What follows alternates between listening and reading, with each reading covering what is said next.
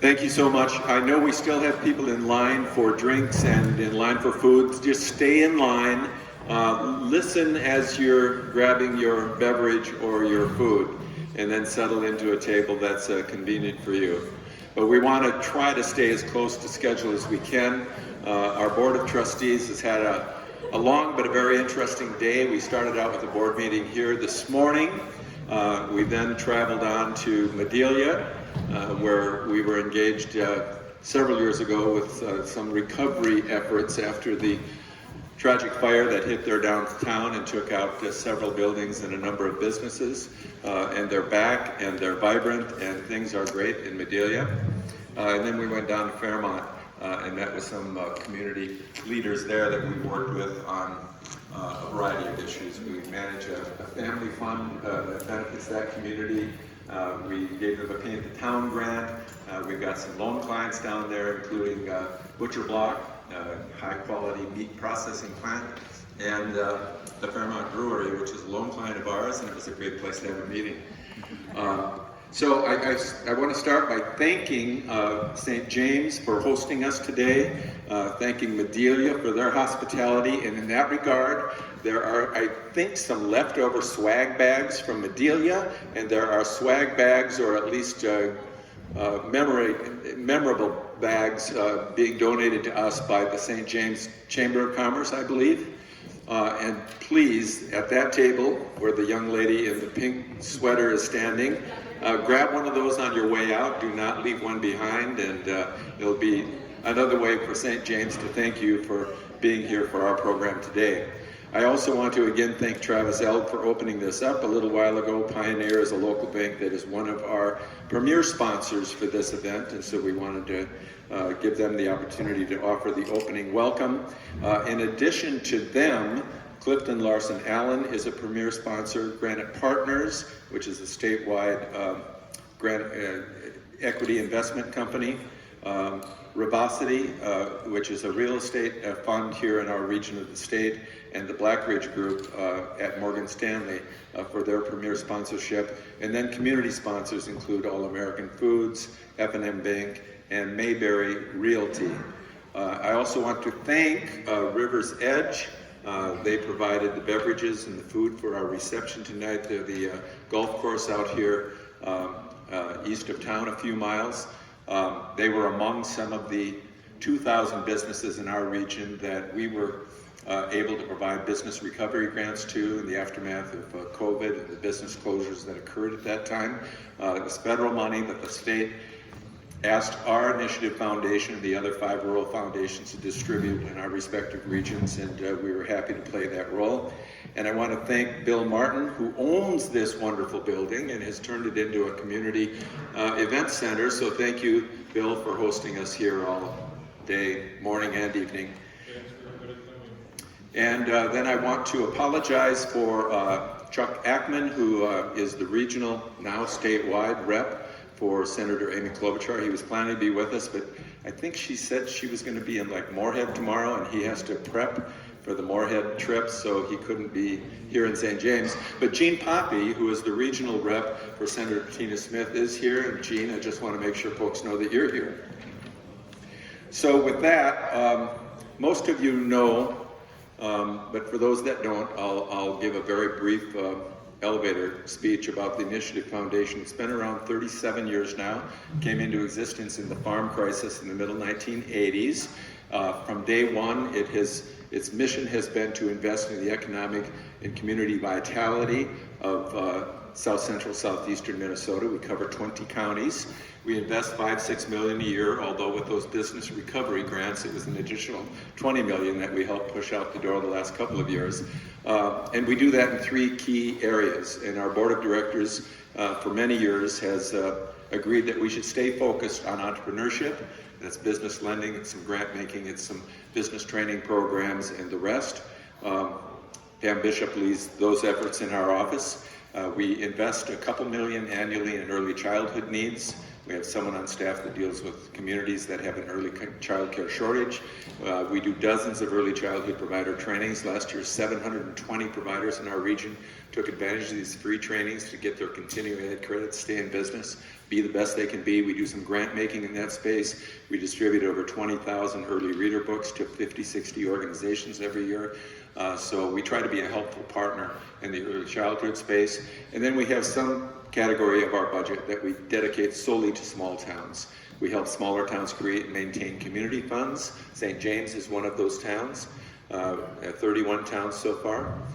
We also have a small town grant program that will be launched in mid-May, and we have a few $100,000 a year that we dedicate to those grants, exclusively available to only the smaller towns in our region. And then we have a small town paint program, and we get anywhere between 12 and 20 small towns that apply and receive paint for historic buildings or murals or welcoming signs. And it's another way that we're trying to provide some of our resources to benefit smaller communities. So that's who we are, that's what we do. And at our spring and fall board meetings, the board has agreed that we would spend part of the day in the region we're meeting in to kind of tour the communities, meet with community partners. And then at the spring meeting, we conclude it with kind of a community reception, and that's what brings us all together tonight. So with that, it's now time to offer up a short program from some of the folks here in the area that we have worked with. And I'm going to start by introducing Nydia Zalana Henriquez. She's active with the Uniting Cultures group, Uniendo Culturas. It's a group here in St. James that works to create spaces to unite people and to remove barriers to equal opportunity and responsibility in community. She's going to share a bit about how small town grants from SMIF have helped this initiative grow in order to create a more inclusive St. James. So you're up first. And you're going to need this. Oh, okay. It's okay. We're used to it. Let me know if you can hear me, because I speak very softly. So I'm Nydia Zelaya. Thank you for having me here. I'm just going to talk a little bit about Uniting Cultures. Uniting Cultures was created after our local Forum on Race event in summer of 2017. Our vision we envision our culture of inclusion where all individuals feel respected and valued and are treated fairly. We have equal opportunity and responsibility to excel in community and in life.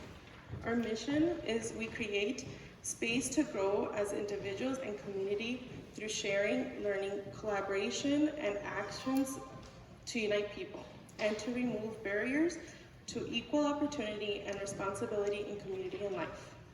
Some of the projects that we have done here from Uniting Cultures are public forums highlighting immigration and DACA stories, cultural cuisines, that was one of my favorites, sharing foods and learning about one another's culture. A book, which I highly recommend anybody to, if you guys have had a chance to look at this one, it's called Your Story, My Story, and Our Story. And we also have it in a Spanish form too.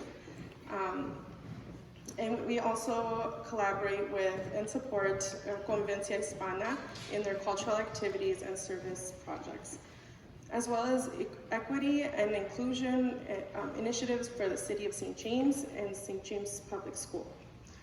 This was all made possible by 2 SMIF small town grants. The first grant helped to solidify the group and provide funding support for group projects such as the Multicultural Fiesta and Cultures with Cuisine events. The second grant provided dollars with strategic planning with Region 9 and Minnesota Extension. We hired with these dollars to provide outside facilitation for strategic planning process and especially bilingual strategic planning. Thank you, SMIF, for investing in our community to make these things happen.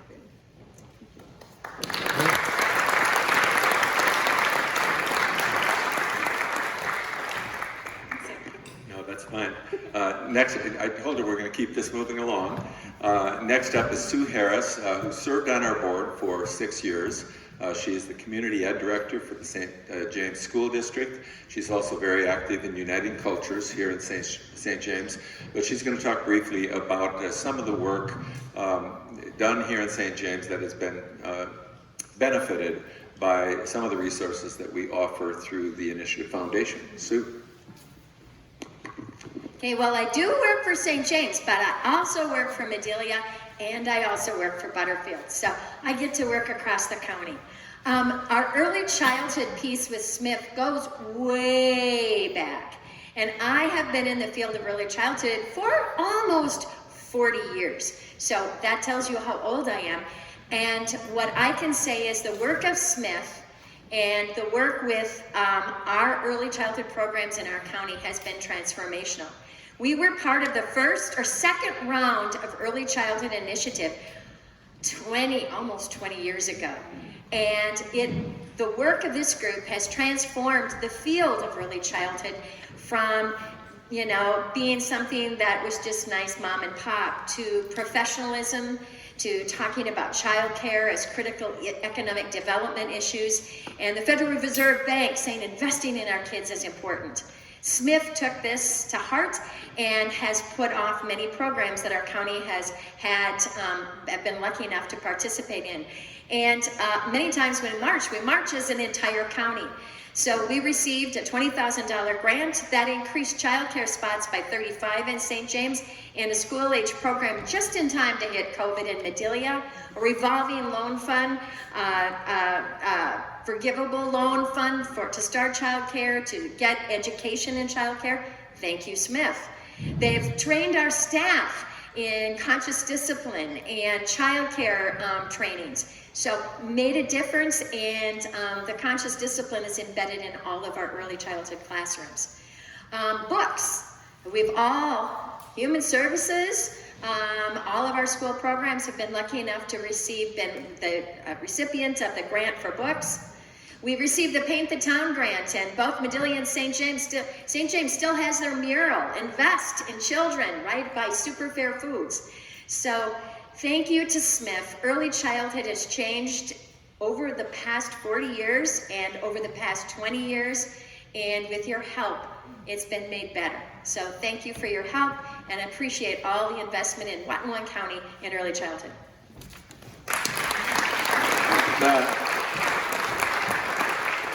I need to acknowledge Regine Hansen, who oversees all of our early childhood work at the foundation. Oh, and by the way, our early childhood conference this last Thursday honored Regine and the work of SMIF. So at our early childhood conference, the Friend of Early Childhood, thank you to SMIF, honored in a statewide award. So thank you. The team does outstanding work. And then last but not least, Carla Angus, the Executive Director of the Chamber of Commerce in Madelia. And I mentioned earlier that we stepped in along with Region 9 and others to help Madelia during a very difficult time, but she's here to share with you a little bit about that story. Thank you. Brick by brick, Madelia has risen from the ashes. Over 7 years ago, on February 3rd, 2016, a fire struck the heart of Madelia's main street. It was early morning hours, and it was during a blizzard. The roads were closed, the plows were pulled, which means that help would not come quickly, but help did come. 8 surrounding fire departments braved the weather, along with township and county plows, to answer our call for help. When the smoke and the snow finally cleared, the emotional toll finally really set in. We were left with disbelief and deep sorrow because 8 buildings were destroyed. Sorry, this is very dear and dear to me, even after 7 years. So 8 buildings were destroyed, 9 businesses and 1 apartment totally lost.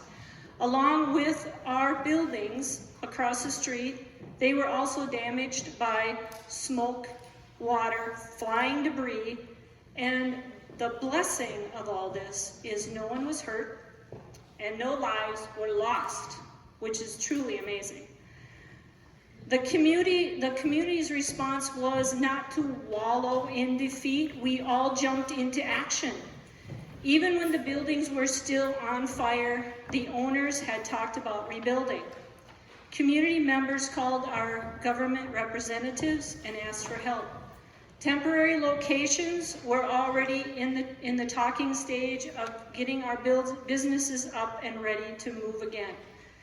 This generated a quick and amazing response from Southern Minnesota Initiative Foundation.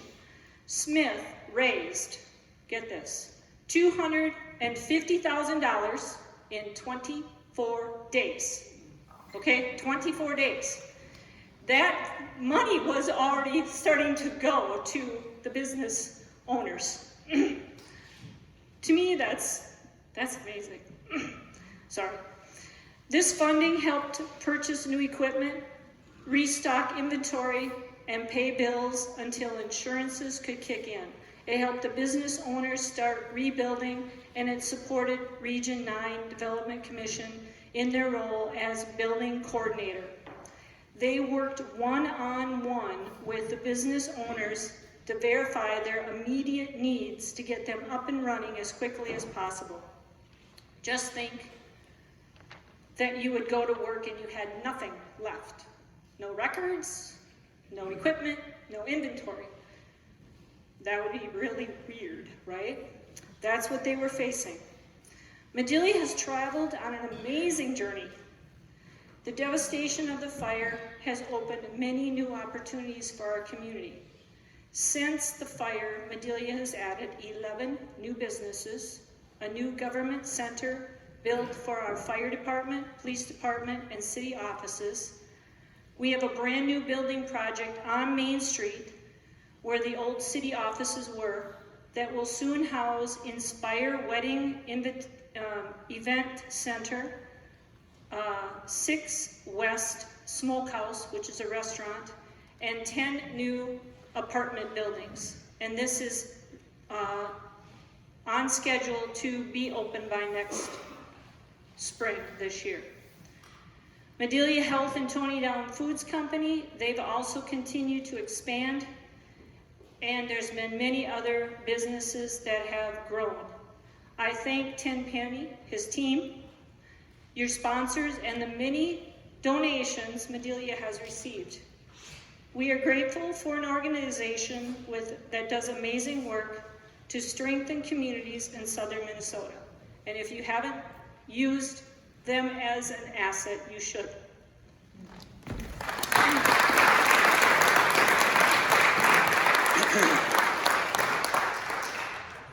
Carla's just a great chamber director, and she was, I don't know how many hours you put in every day back during that difficult time, but you were phenomenal.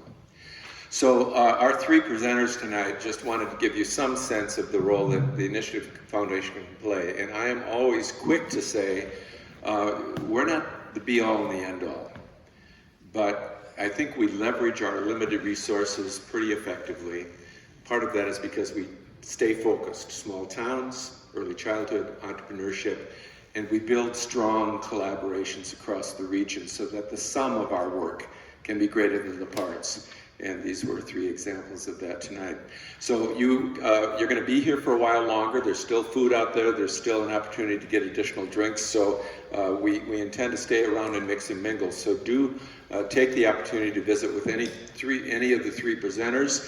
Take the opportunity to visit with anyone on our Southern Minnesota Initiative Foundation staff. I've already mentioned Pam Bishop, who leads the entrepreneur work, and Regine Hansen, who leads our entrepreneur work, but our development officer, Jennifer Olchenbruns, is somewhere in the room. But anyone on the SMIF team, just raise your hand so folks know who you are. I think you all have name tags, but they can be a resource to you. Check out our resource table, which is there over by the bar, so it'll give you another reason to go to the bar. And also check out on your table these testimonials that are at the centerpiece. We do have some take-home stuff that you can take along with the swag bags from Madelia and from St. James. But in one of those books is a little bit of a postcard-sized sheet promoting our Acres for Good program. This is an opportunity for farm families in our region to donate some or a portion of their farm land as a charitable donation, getting all the tax benefits that accrue to that, but knowing that in doing so, they not only get that tax benefit, but they would know that we receive that gift of land with the intent of continuing to rent it and keep it in operation. And then after taxes and expenses, allowing those proceeds to either go into a family fund carrying on a legacy important to that family, to go into one of the 31 community funds that we help to manage here in our southern Minnesota region, or to go into our budget at the Initiative Foundation to carry forward the work that we do in the region. So I did want to draw your attention to that. So other than that, there's no more program except to put our former board member, Sue Harris, on the spot one more time to offer some closing remarks. And with that, thank you all for being with us tonight.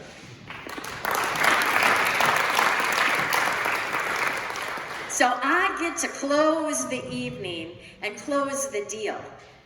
And this is about community. Our small communities in this part of the state are precious to me, and I know they are to you. This part of the state, this southern, southeastern part of Minnesota, is rich in resources and rich in people. We are lucky to live here, and we are lucky to have the Southern Minnesota Initiative Foundation that is willing to gather resources, be connected, and to help us invest and be a part of the journey. So, tonight is about the ask.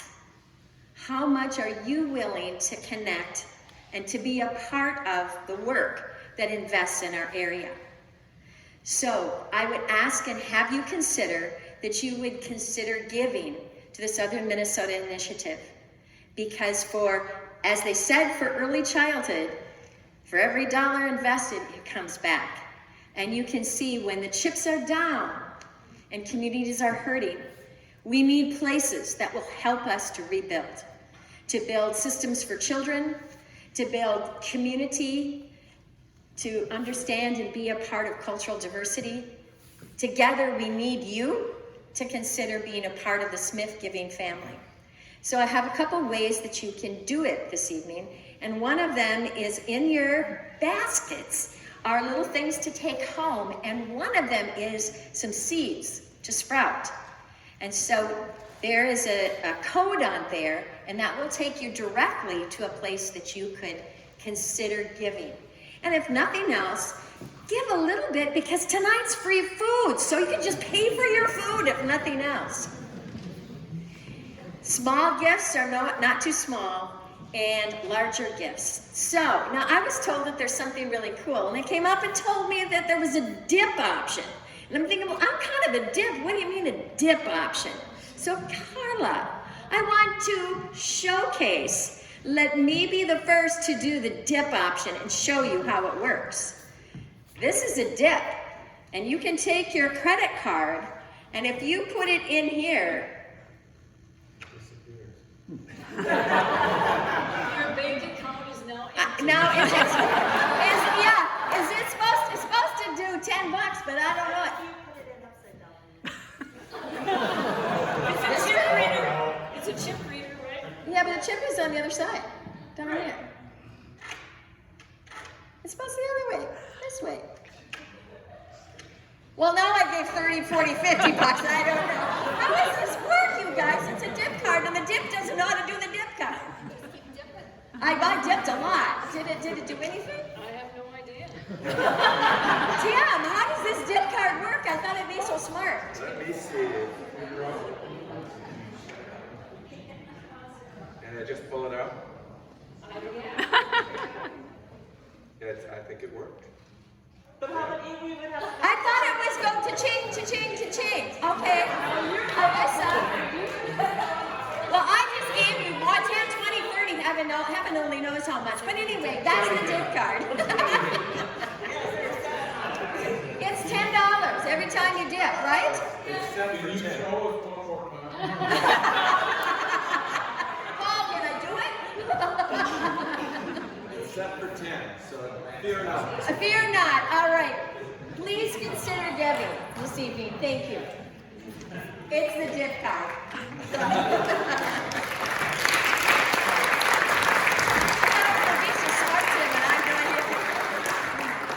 You'll find out. So again, you're free to mix and mingle. There's more food. There's the bar's still open. Grab some of our literature. Talk to our staff. Feel free to talk to our speakers.